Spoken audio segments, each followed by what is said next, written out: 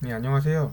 저는 22년도 물류관리사, 23년도 무역영어 1급, 2급, 24년도에 올해죠. 제가 잘못 얘기했는지 혹시 영상을 다시 보긴 할 건데 24년도에 보세사 합격한 사람입니다.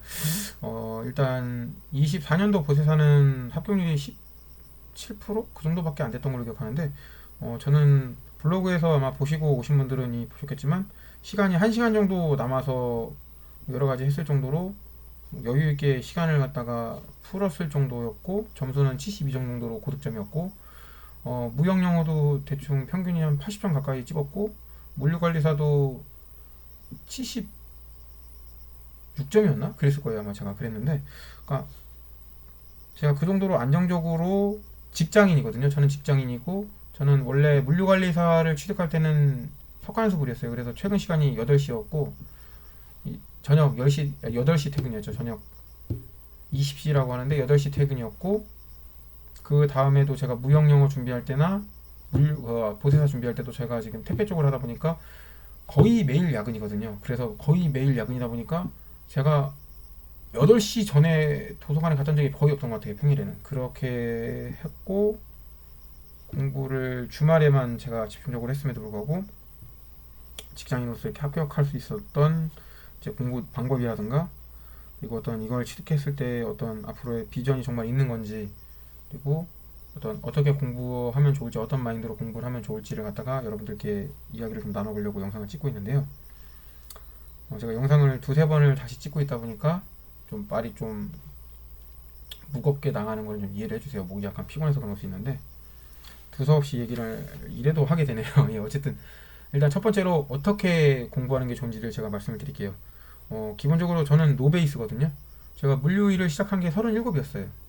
물류에 처음 들어와서 지금 제가 같이 일하는 센터의 센터장님이 되게 훌륭한 분이고 되게 능력 있는 분이세요. 제가 뒤에 나중에 어떤 비전이나 이런 부분 얘기할 때 할 텐데 물류에 대한 어떤 자부심이나 자긍심이 좀 있으신 분이라 물류로 이렇게 성장하고 싶으면은 그거를 좀 보여달라고 하시더라고요. 저한테 진심을 보여달라고 하시면서 지게차 자격증이라든가 물류관리사를 갖다가 좀 빨리 취득을 하라고 하셔서 제가 지게차를 한 3개월 정도 만에 어쨌든 그때는 이제 건설기계 조종사 면허 같은 경우는 학원에서 수강만 하면 나오는 자격증이다 보니까 그래서 취득을 하고 물류관리사를 제가 그때쯤에 5월 달쯤에 준비하고 있어 라고 얘기하시길래 제가 깜짝 놀랐어요. 저는 이제 한 1년 정도 일하고 나서 물류관리사를 취득을 해야 되겠다 생각을 했는데 5월 달쯤에 준비하고 있어 라고 하시니까 제가 깜짝 놀라가지고 5월, 6월, 7월에 시험이었거든요, 제 기억에. 그래서 5월, 6월, 7월 거의 한 2달 반 정도 만에 제가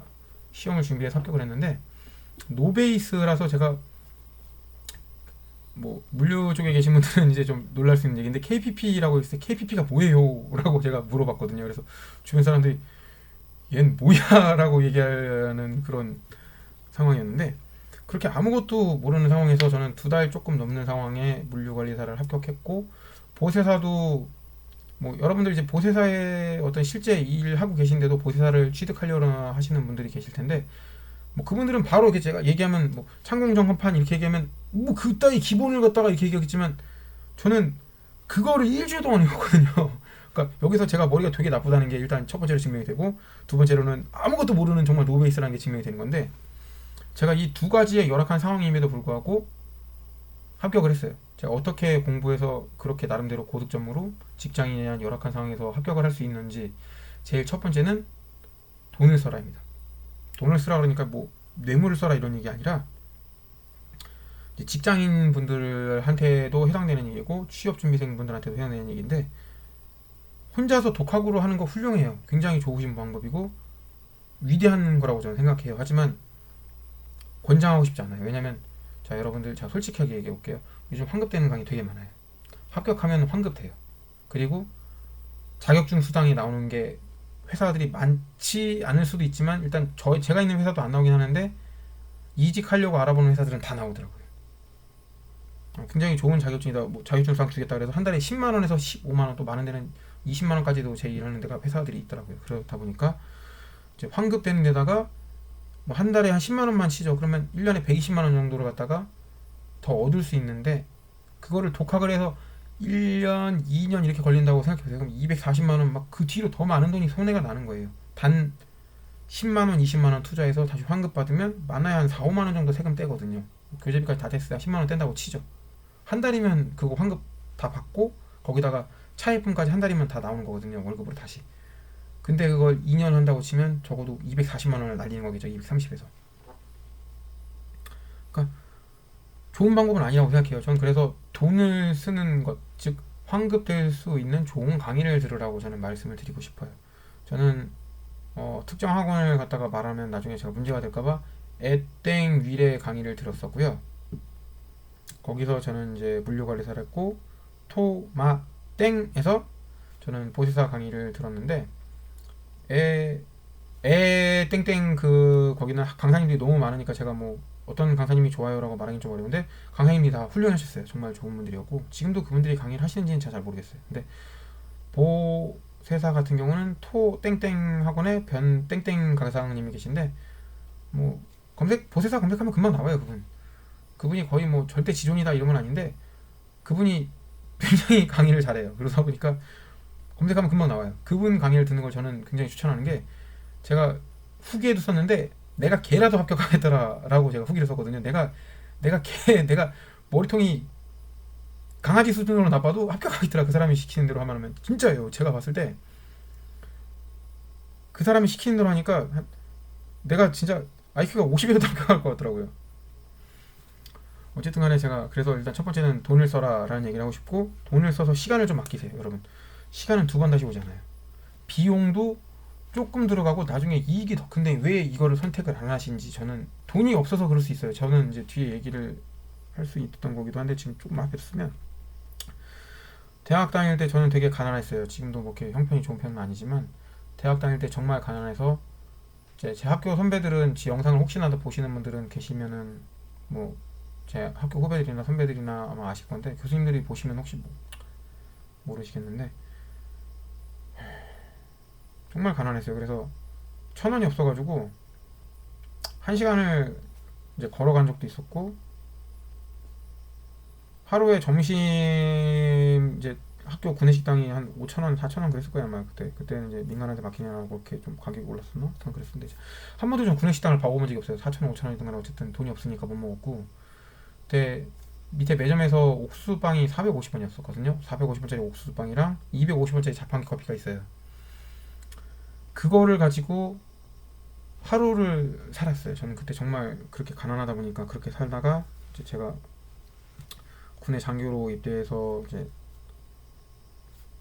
처음으로 이제 어머니의 집을 좀 짓는 걸 좀 해드리고 땅도 좀 사고 그랬었는데 어쨌든 이런 얘기는 제가 뭐 제 개인사니까 넘어가고 그렇게 가난한 분들이 계세요. 그런 분들은 사정상 독학하는 것밖에 방법이 없을 수도 있어요. 그렇게 투자하기가 쉽지 않으니까요. 그럼에도 불구하고 조금 저는 여유가 된다 그러면은 했으면 좋겠다고 얘기를 하고 싶고 일단 두 번째로 이제 어떻게 이제 시간을 이렇게 아껴서 할 때 두 번째로 어떻게 공부할 거냐 이제 되게 현실적인 앞에 얘기였고 두 번째는 이제 스킬적인 얘기인데 제가 공부하는 방법이 옳다고 얘기하는 건 아니에요. 제가 공부하는 방법이 옳다고 왕도라고 얘기하는 건 아니지만 이게 저는 효과가 있었고 어떤 자격증인 간에 저는 이게 100% 효과를 볼 거라고 생각을 하는데 흔히 말하는 회독 있잖아요. 회독을 병행해서 하되 좀 생각하는 회독을 했으면 좋겠다라고 얘기하는 거예요. 그래서 기와펜이라는 게 있는데 기와펜 뭐 여러 수험을 해보신 분은 알겠지만 꼭 쓰셨으면 좋겠고 일단 첫 번째로 기와펜을 사용하는 회독법을 준비를 하셔야 된다고 얘기하고 싶고 두 번째로는 이제 기출에 방점을 둔 회독을 해라. 세 번째로는 이 머릿속에 있는 생각이 날아갈 때까지 시험장에서 모든 게 날아갈 때까지 압축하라. 이 세 가지를 갖다 핵심으로 얘기하고 싶은데 첫 번째 기와펜을 사용한 기출 같은 경우는 이 기와펜을 사용한 이 회독이 되게 중요해요. 그러니까 어쨌든 모든 시험은 기출이 제일 중요해요. 모의고사를 많이 푸는 게 중요하지 않은 게 시험관 그 시험 출제하는 분들은 결국에는 뭐 이게 문제은행식이든 아니면 새로 출제를 하든 간에 과거의 기출 문제를 참고해서 문제를 만들 수밖에 없고 과거의 기출 문제에서 벗어난 문제 정말 생뚱맞은 문제를 내가지고 합격을 아예 안 시켜버릴 만한 그런 제정신이 아닌 분들이 아니고서야 어느 정도의 합격률을 유지하기 위해서는 반드시 과거에 어떤 나왔던 기출 범위에서 어떤 그런 유형에서 참고를 해서 문제를 만드시고 또 이의 제기를 받지 않게 해서 그런 걸 갖다가 염두에 두시고 문제를 만들기 때문에 기출을 푸는 게 가장 제일 중요하거든요. 그래서 어떤 분들은 심지어 기출이 답이다라고 얘기를 할 정도로 강조를 하세요. 기출이 답이다라는 말도 저는 맞다고 생각을 해요. 왜냐면 기출은 다시 기출되거든요. 뭐 저 같은 경우는 보세다 7개념을 풀기도 했었고 물류관리사도 옛날 거 쫙 뽑아가지고 쫙 풀어볼 때마다 같은 문제가 반복되는 걸 느끼기도 했고 그랬는데 일단 기업펜을 사용해서 기출을 많이 회독하는 게 중요해요. 그래서 기업펜은 이제 제가 설명을 조금 드리면 이렇게 글씨를 쓰면은 1, 2분 정도, 막 길면 한 20분 정도 있다가 날아가는 게 있거든요. 그래서 그걸 갖다 풀고 표시해놨다가 틀린 문제는 위에다가 X 조그맣게 해놔야 돼요. 왜냐면 여러 번 해독을 해야 되니까 여러 개 표시가 들어가야 되거든요. 그래서 한 번 맞췄던 문제도 처음 맞춘 문제는 제가 그걸 우연히 맞춘 걸 수 있기 때문에 세모 표시를 해요. 그리고 X자 표시가 많이 쌓인 문제를 나중에 회독하면서 좀 더 보고 이제 세모자가 있는 문제를 갖다가 제가 문제가 좀 있어가지고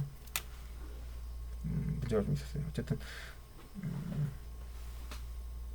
제가 자꾸 주의가 산만한 것 같은데 어쨌든 세모가 있는 문제를 또 보고 세모자가 있는 문제를 또 몇 번 또 회독할 때 또 조금 더 신경을 쓰고 이렇게 해서 회독을 늘려가야 되기 때문에 동그라미가 2개, 3개, 그러니까 제가 완벽하게 알아서 됐다고 할 때까지는 그 문제는 계속 보는 게 좋아요. 저는 그렇게 해서 봤었고 저는 그래서 저는 개인적으로 기출 한 20번까지는 해야 된다고 저는 제 양을 목표를 세우고 있는데 이번에 보세사는 그거를 못하고 들어서 좀 불안하긴 했어요. 제가 기출을 아마 전체 회독으로는 한 4번?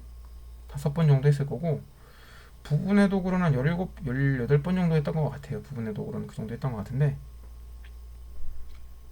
뭐 어떤 분들은 야 그렇게 제 7개년을 다극했는데 어떻게 그렇게 할 수가 있어 그러는데 제가 처음에 기출을 풀 때는 한 1주, 2주 정도 걸렸는데 한 번 풀고 2번 풀고 할 때마다 속도가 올라갔어요. 그래서 제가 시험 직전에는 기출을 한 번 7개년을 다 처음부터 끝까지 봤는데 7시간도 안 걸렸던 것 같아요. 도서관에서 6시간 정도 만에 다 봤던 것 같아요. 그러니까 기출하는 회독 속도가 점점 올라가요. 회독은 정말 속도가 올라가기 때문에 여러분들 그런 거에 대해서 걱정하지 마세요. 나중에 되면 회독 속도는 올라가니까 회독을 많이 해야 된다라는 거에 대한 부담감을 느낄 필요가 없어요. 시간적인 압박을 느낄 필요가 없고 기가펜을 사용한 기출 회독을 이렇게 하는 게 좋다고 말씀을 드리고 그리고 기출 문제를 회독할 때 제가 지금 이제 보세사가 그때 제가 가채점 끝났을 때 그날 저는 버려버렸거든요. 왜냐면 저는 시험에 들어갈 때도 이미 합격이다라고 생각을 하고 들어갔지만 뭐 가채점 해보니까 너무 완벽한 합격이길래 제가 버려버렸어요. 저는 솔직히 그래서 버려버렸는데 책을 여러분들한테 보여드리면 참 좋았겠다 지금 생각하는데 저는 펜을 기와펜, 그 다음에 파란색 펜, 빨간색 펜, 형광펜 4개를 갖다 사용해서 했었는데 이 4개를 제가 사용한 이유는 이제 기와펜은 제가 말씀드린 대로 그걸 위해서 썼던 거고 이제 빨간 펜 같은 경우는 위에 X자를 표시하기 위해서 썼고 파란색 펜 같은 경우도 제가 지문을 모르는 지문들이 있어요. 그럼 옆에다가 물음표 표시를 하거나 아니면 별표 표시를 해가지고 지문에다가 저는 표시해 놨거든요. 그래서 나중에 이 문제가 제가 여러 번 해서 뭐 세모가 동그라미 2-3개로 바뀌었더라도 이 지문은 제가 나중에 필요하면 한 번 더 볼 수 있게 하기 위해서 제가 별표를 쳐놓기도 하고 아니면 표시해 놓느라고 제가 파란색 펜을 쓰고 형광펜은 시험 일주일 전에 내가 꼭 봐야 될 지문들이 있어요. 제가 계속 헷갈리는 지문들이 있어요. 그거는 제가 계속 틀리거나 계속 그 지문이 계속 혼동이 오니까 그거는 형광펜을 칠해가지고 표시해 놨거든요. 그래서 제가 시험 일주일 전에 그걸 봤어요.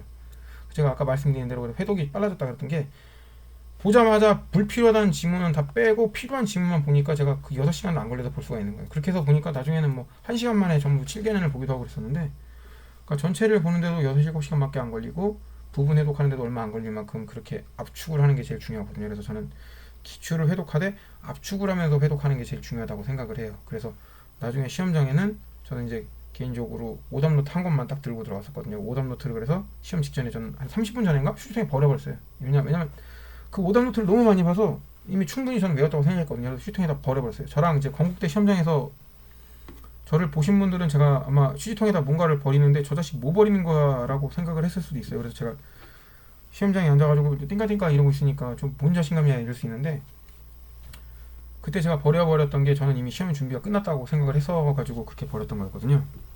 그러니까 그렇게 압축을 하는 게 되게 중요하다고 저는 생각을 해요. 물류관리사 때도 저는 시험 한 30분 전인가 그때 이미 요약노트를 버려버렸어요. 압축을 이미 끝냈기 때문에. 그래서 저는 최대한 압축을 해서 시험장에 갔을 때 내가 이렇게 버려버릴 수 있을 만큼 내가 필요한 건 이미 다 내 머릿속에 있다라고 생각할 수 있을 만큼 압축을 하는 게 제일 중요하다고 생각을 하고요. 일단 그렇게 기출을 해독해내는 게 제일 중요하고, 이제 말씀드린 대로 압축에 압축을 하는 게 중요한데, 이제 오답 노트를 만드는 거를 이제 어떤 분들은 조금 이제 고민을 좀 하시는데, 저는 물류를 했을 때는 오답 노트를 안 만들었어요. 물류를 했을 때는 오답 노트를 만들 필요가 없더라고요. 그 정도로까지 그렇게 뭐 워낙에 기출이 많이 반복되다 보니까 그랬는데, 보세사는 기출이 반복된다 그래도 아무래도 조금 이제 절차법이 좀 많잖아요. 그러다 보니까 약간 좀 까다로운 게 있어서 제가 오답 노트를 두 번째 기출을 풀면서 그걸 좀 만들었던 것 같아요. 그래서 제가 오답 노트를 이렇게 어떤 지문이 많이 헷갈리는지, 어떤 지문이 이제 헷갈리는 부분들 있잖아요. 그러면 이제 문장에서 바꾸는 부분은 특정 부분을 바꾸게 돼 있거든요. 그러니까 아주 생뚱맞은 데를 바꾸진 않아요. 왜냐면 전문가들의 어떤 그 식견이라든가 어떤 소견이라든가 이런 거는 정말 티가 나야 되거든요. 정말 말도 안 되는 거를 바꾸면 얘 뭐야 라고 전문가들끼리는 얘기하시기 때문에, 전문가들은 그 문장에서 바꾸는 포인트들은 거의 비슷해요. 그러다 보니까 그 문장이 나왔을 때 바꿔진 부분 있잖아요. 거기를 갖다가 저는 살짝 표시를 해놓고 그 문장을 적었어요.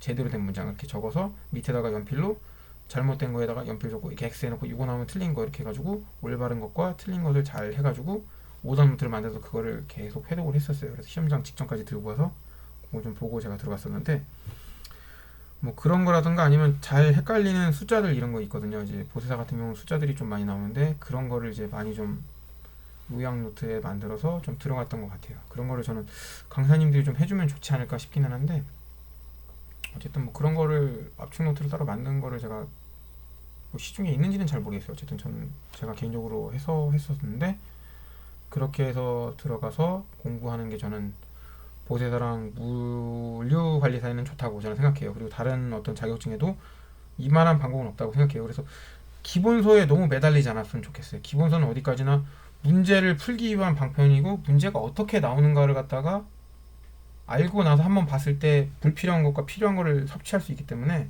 그래서 제가 강의를 들으라고 말씀드린 게 제일 중요한 게 강의거든요. 그래서 불필요한 거를 발라주고 어떻게 변형되고 어떤 문제로 나옵니다 여러분 하고 중요하게 설명을 해주니까, 그래서 강의를 듣는 게 제일 좋고요. 무역영어 같은 경우는 물류관리사나 보세사랑 좀 다르게 접근을 했어요. 이게 토익이 문법이 돼가지고 막 800, 900 이렇게 나오는 분들은 저처럼 안 하시는 게 맞아요. 이거는 정말 무식하게 나는 할 수는 있는데 해야 되는 상황인데, 나는 정말 무식해서 영어를 못해. 영어를 못하는데 이걸 따고 싶어 하는 분들만 저처럼 하시면 돼요.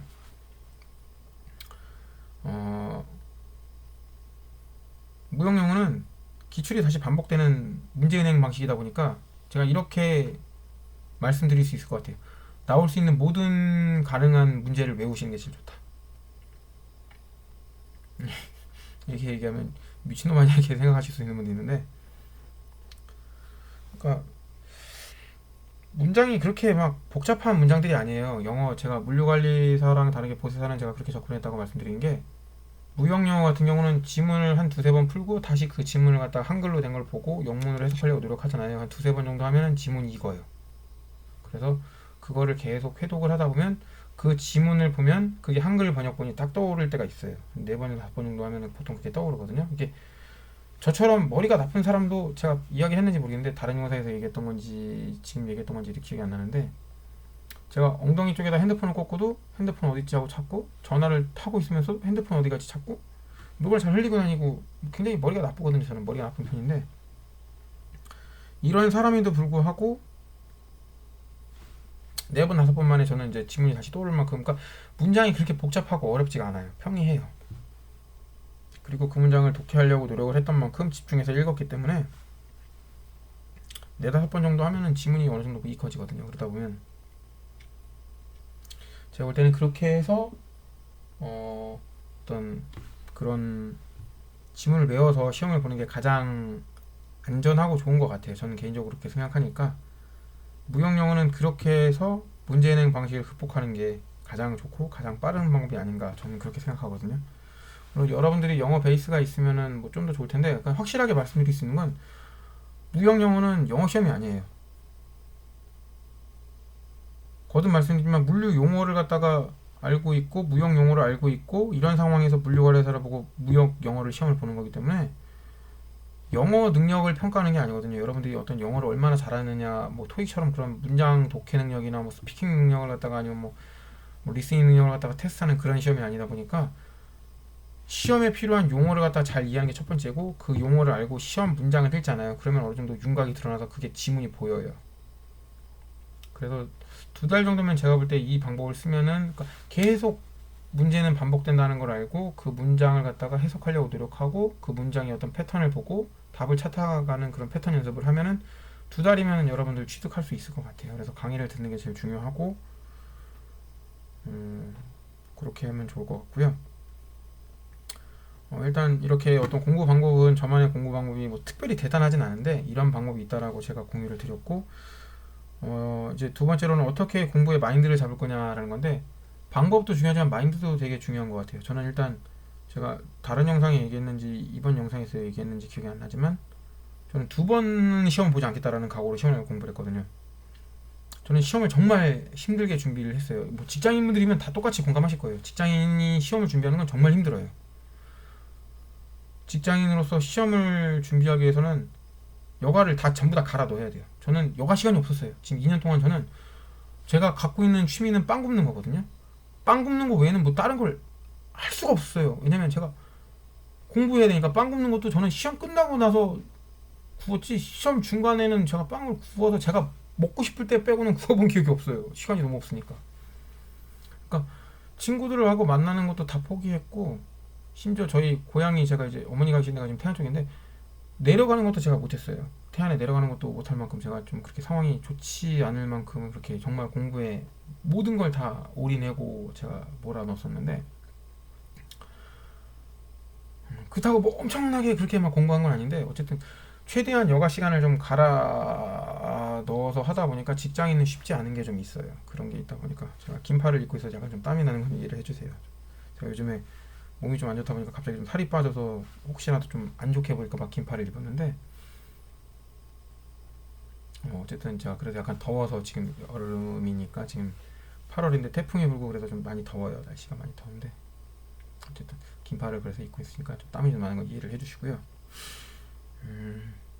어쨌든 그렇게 제가 직장인으로서 공부하는 게 쉽지 않은 상황에서 내년에는 내가 절대 시험을 보지 않겠다. 내가 이 힘든 걸 다시는 반복하지 않겠다라고 하고 생각을 해서 공부를 했기 때문에 저는 그래도 나름대로 단기간에 성과를 좀 얻은 게 아닌가 생각을 하고 그러니까 어쨌든 저는 이 시험을 준비하기로 결정하고 시험을 교재를 샀잖아요. 그러면 저는 그분들한테 꼭 해주고 싶은 말은 이거예요. 여러분 2번은 하지 않겠다고 결심하세요. 내 최선을 다하고 그래고 떨어지면 내가 내 최선은 이게 다였기 때문에 이상은 못해. 내가 내년에 봐도 무조건 떨어져 나는. 왜냐면 난 최선을 다했거든. 내년에도 이거 이상 할 수가 없어. 난 내년에 떨어지겠네. 라고 생각할 만큼 각오하고 하세요. 그러면 여러분 무조건 100% 합격해요. 왜냐면 이 자격증이라는 게 여러분들이 얼마나 열심히 앞으로 그 일에 진지하게 할 수 있는가를 평가하는 거지 여러분들이 얼마나 그 분야에 전문성이 있냐를 테스트하는 건 아니거든요. 그거는 물류관리사도 그렇고 보세도 그렇고 제가 볼 때 실무에 그렇게 직접적으로 쓸만한 전문적인 지식을 평가하는 게 아니에요. 소양을 평가하는 거기 때문에 여러분들이 얼마나 그 직무에 진심이 있고 열의가 있냐를 평가하기 위해서 그거를 갖다가 테스트를 하는 시험인 거지 여러분들 자체를 갖다가 놓고 평가를 하고 전문성을 평가하는 시험은 아니기 때문에 여러분들이 제가 이렇게 말하면 안 되겠지만 내가 개라 그래도 합격할 수 있다고 얘기했잖아요. 아까 제가 강사가 가르쳐준 대로만 하면 그러니까 그 정도로 여러분들의 어떤 최선의 역량을 다했을 때 못 합격할 수 있는 시험을 요구하지 않아요.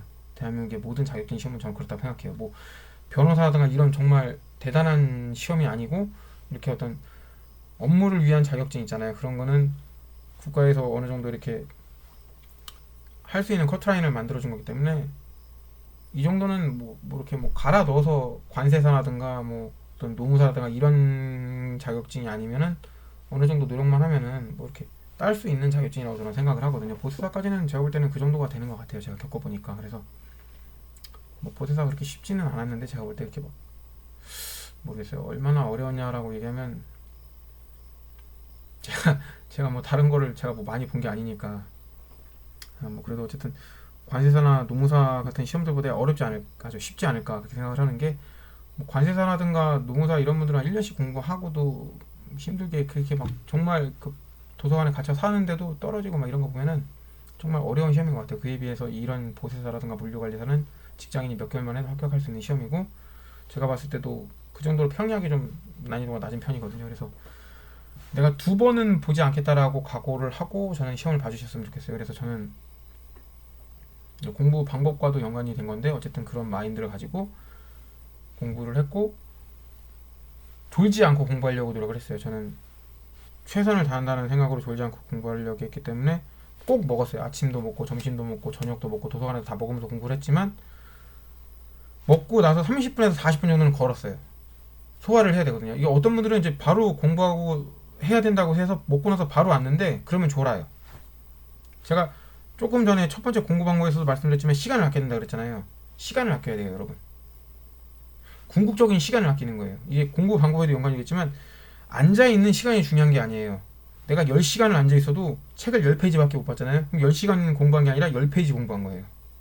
공부의 양으로 공부를 해야지 시간으로 하면 안 돼요.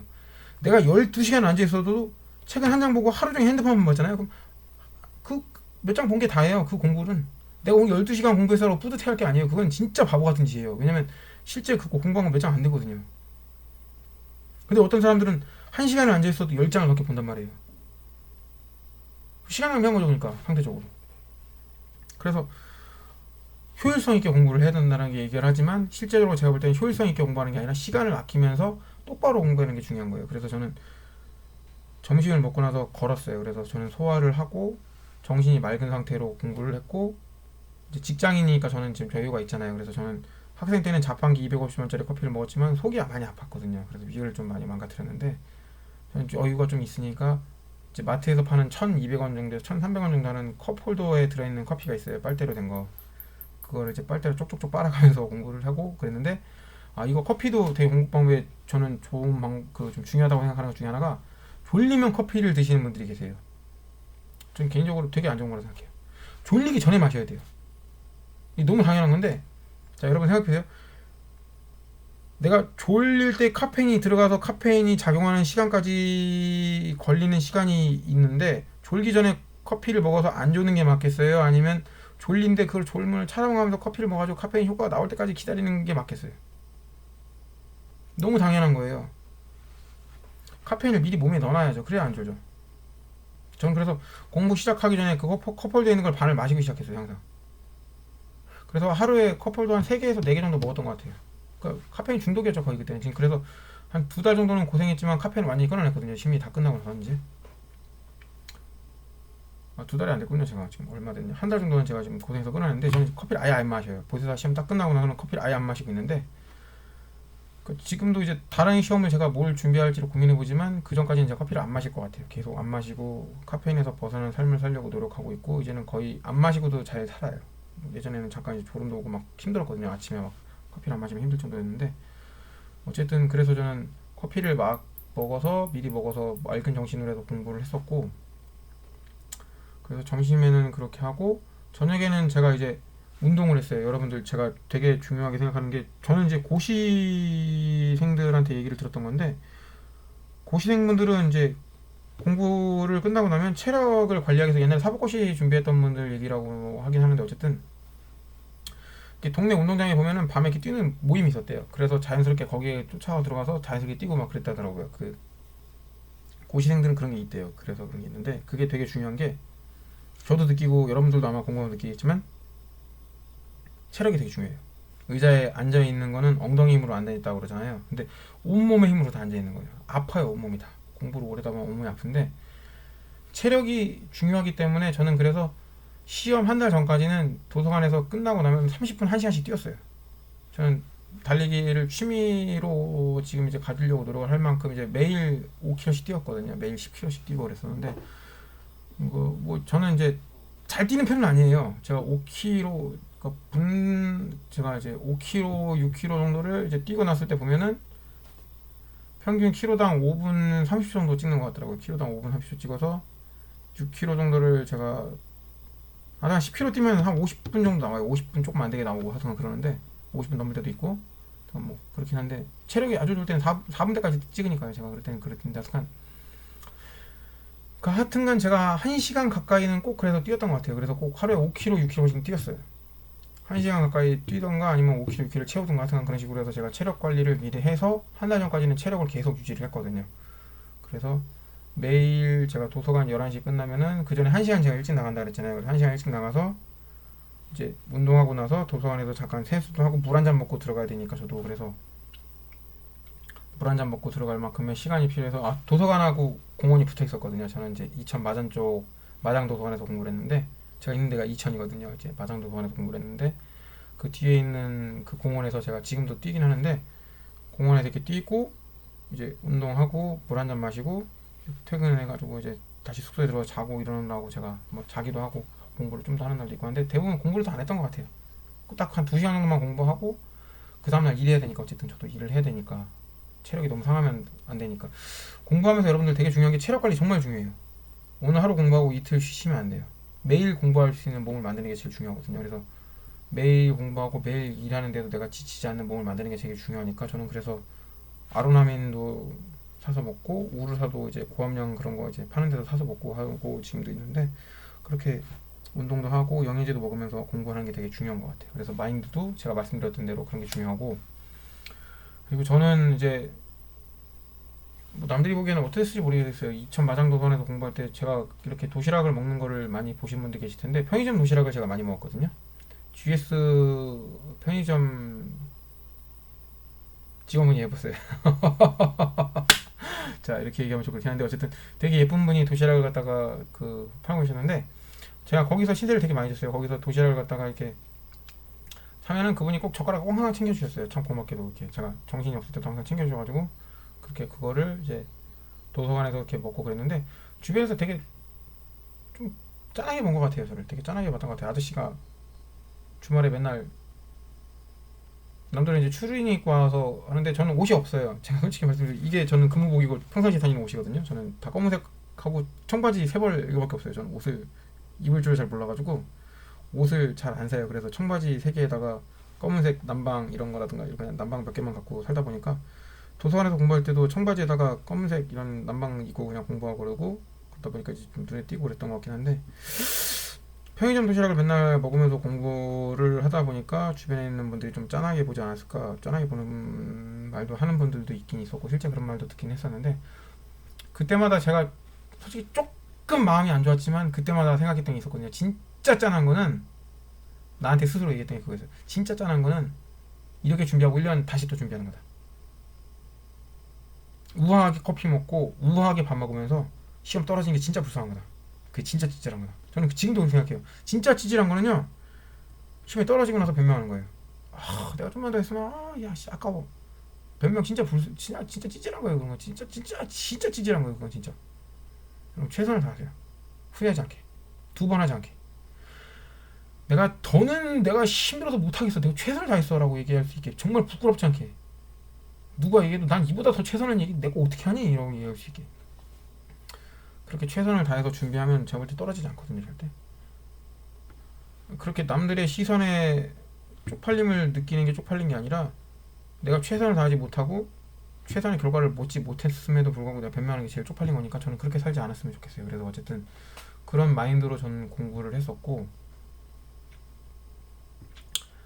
이제 마지막으로 이제 젊은 분들이 이 자격증 이제 물류관리사, 보세사, 무역영어를 가졌을 때 어떤 비전이 있을까라는 생각을 할 수 있을 거니까 제가 그 얘기를 해드린 건데 개인적으로 이 세 개 자격증을 갖고 있다 그래서 제 인생이 드라마틱하게 바뀌진 않더라고요. 제가 지금 이제 이직을 고민하고 여러 가지로 좀 알아보고 있었던 상황이었는데 인생이 드라마틱하게 바뀔 만한 자격증은 아니에요, 여러분.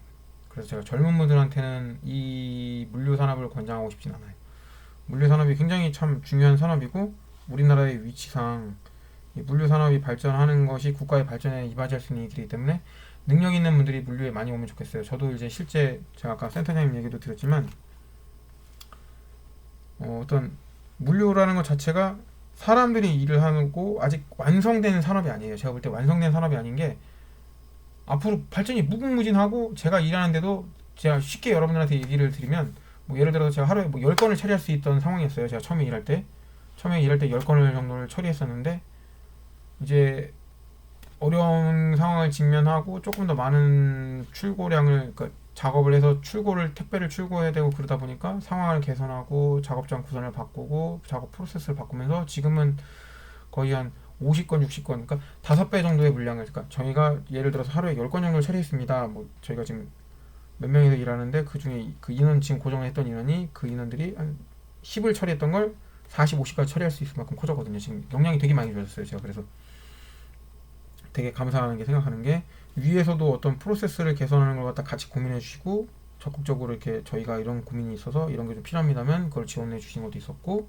더 좋은 아이디어를 제시해 주셨고 또 저랑 같이 일하는 현장에 계신 분들이 그러니까 그렇게 한다 그래서 자기들 월급이 더 나오는 게 아니거든요. 그럼에도 불구하고 그런 문제들을 고민해서 자기들도 일하기 편하고 회사도 더 성과를 낼 수 있는 그런 환경을 만들겠다고 정말 많은 고민을 하고 많은 시행착오를 같이 겪었어요. 그래서 처음에는 막 10을 처리하는데도 밤 9시, 10시까지 했던 상황인데 지금은 50을 처리하는데도 6시, 7시면 다 처리를 해요. 5배 정도의 물량을 처리하는데도. 그러니까 정말 대단한 그런 변화를 이끌어낸 거죠. 제가 이 얘기를 하는 게 그러니까 산업이 아직 안정화가 된 산업이 아니에요. 물류라는 산업 자체가 안정화가 된 게 아니고 어떤 발전의 가능성이 무궁무진하고 어떤 사람들이 일하는 데다 보니까 어떤 사람들 간의 갈등이라든가 좀 더 나은 환경을 만들 수 있는 그런 여건들이나 환경들이나 문제 소지가 많기 때문에 문제를 발견하고 그 문제를 해결하고 그 문제를 역동적으로 풀어나가는 거에 흥미가 있는 분들 그리고 이렇게 사무실에 앉아서 막 이렇게 컴퓨터만 만지는 게 아니라 뭔가 몸을 쓰면서 컴퓨터를 만져야 되거든요. 물류는 그런 거에 흥미가 있는 분들 그리고 내 엑셀 능력이 정말 좋다. 물류는 엑셀을 정말 잘해야 돼요. 그럴 수밖에 없는 게 제가 아까 완성된 산업이 아니라 그랬잖아요. 그러다 보니까 이제 창고 관리 프로그램이라 가지고 WMS라는 게 있는데 이제 그런 거를 갖다가 이제 조금 여러 개 되는 회사들은 구축을 했지만 여러 개 안 되는 회사들은 아직도 엑셀을 통해서 그런 걸 막 하고 있거든요. 그러다 보니까 거의 모든 문제를 다 엑셀로 풀어야 돼요. 그러다 보니까 어떻게 하면 엑셀을 정말 많이 다룰 수 있을까? 어떻게 하면 더 잘 다룰 수 있을까? 이런 걸 계속 고민할 수밖에 없는 게 물류에서의 일이거든요. 그래서 물류에서 이렇게 구인 보면은 엑셀 능력 뭐 어디는 뭐 학급 뭐 기본적 사용능 이런 이딴 거 전혀 없어요. 물류는 최소 중급이에요. 상급을 요구하거나 정말 그러니까 뭐 어떤 분들은 뭐 브이로그 정도면 다룰 수 있으면 뭐 기본적인 하는 거 물류에서는 택도 없어요. 그런 건 진짜 그런 거는 물류에서는 뭐 브이로그 장난해 이렇게 얘기해요. 진짜 물류에서는 야 그딴 것도 엑셀을 다룬다고 얘기를 하냐 이렇게 얘기할 만큼 그러니까 저도 그렇지만 저도 이제 엑셀을 잘 못 다루는 사람이었는데 지금은 이제 마우스를 거의 안 쓰고 엑셀을 다루거든요. 그러니까 물리에서는 뭐 어떤 분들은 야 뭐 키보드만 해가지고 엑셀을 다루는 건 고수야 이렇게 얘기하는데 물리에서는 기본이에요. 다 그거는 단축키는 다 기본적으로 다룰 줄 알거든요. 물리에서는 다. 그러니까 엑셀을 정말 잘 다룬다 하는 분들은 물리에서 일하는 것도 괜찮아요. 제가 볼 때는. 그래서 앞 공정이 쉽고 뒷 공정이 쉽게 앞 공정이 어렵더라도 뒤에가 좀 쉬워지고 좀 편하게 해주려면 엑셀을 통해서 여러 가지로 가공하고 앞에서 좀 지시를 좀 편하게 해주고 또 전산적인 부분을 갖다가 처리를 하다 보니까 엑셀을 되게 많이 사용하거든요. 저도 그래서 그런 고민들을 많이 하고 좀 이렇게 할 수 있는 분들 그런 분들은 물류에 와서 일을 해주면 정말 좋을 것 같아요. 그래서 책임감 있게 일하고 내가 책임감 있게 일하는 거에 흥미를 느낀다. 저도 그런 게 있어다 보니까 그런 건데 내가 책임감 있게 일을 했을 때 완성했을 때 내가 뿌듯함을 느낀다. 이 물류에 정말 맞는 사람이에요. 저도 그런 게 있어서 제가 물류랑 좀 맞다고 생각을 하는데 내가 어떤 이렇게 책임감 있게 했을 때 내 스스로 뿌듯하고 누가 인정하지 않아도 내가 그 일을 다 내가 했을 때 내가 뿌듯하다. 그런 사람들은 물류에 맞는 것 같아요. 그래서 내가 이 일의 어떤 책임감에서 오는 거에 뿌듯함을 느끼는 사람들은 물류랑 잘 맞는 것 같아요. 저는 그런 분들이 있다면 물류에 기꺼이 오라고 얘기를 하고 싶지만 그 외의 분들이 이제 젊은 분들이 이제 물류가 처음 임금이 좀 센 편이거든요. 초임이 좀 세다 보니까 그런 거에서 생각을 해서 오는 분들이 계신데 그런 분들은 좀 고민을 해서 좀 지양을 했으면 한다라고 솔직히 제가 말씀을 드리고 싶어요. 아무래도 그런 분들은 좀 지양했으면 싶은 게 물류라는 게 굉장히 참 아직도 우리나라에서 물류 창고라고 불릴 만큼 이제 저희 회사도 제가 아까 전에 센터장님 얘기를 잠깐 드렸는데 되게 역량 있고 능력 있는 분이거든요. 그러니까 제가 흔히 저희가 이런 얘기를 들으신지는 모르겠는데 저는 흔히 이런 얘기 많이 듣는데 직업과 어떤 직장은 다르다 이런 얘기를 하거든요. 그래서 직업이 되려면 자기만 할 수 있는 다른 사람이 대체할 수 없는 어떤 나의 능력과 업무 능력이 있어야 된다. 그래서 직무 능력이 되게 중요하다고 얘기를 하는데 저희 센터장님이 딱 그러시는 분이거든요. 그래서 누구도 대체할 수 없는 퍼포먼스를 보여줄 수 있고 그런 능력이 있는 분이세요. 그러다 보니까 이제 저희 회사도 약간 그런 게 약간 있어요. 물류 창고 이런 식으로 개념을 좀 갖고 있었던 게 좀 있었는데 그분이 오셔가지고 물류를 다시 승격시켜 물류 센터로 올라가고 어떤 굉장히 참 많은 이제 직원들이 혜택을 누리게 되는 그런 계기를 만들어주신 훌륭한 분이신데,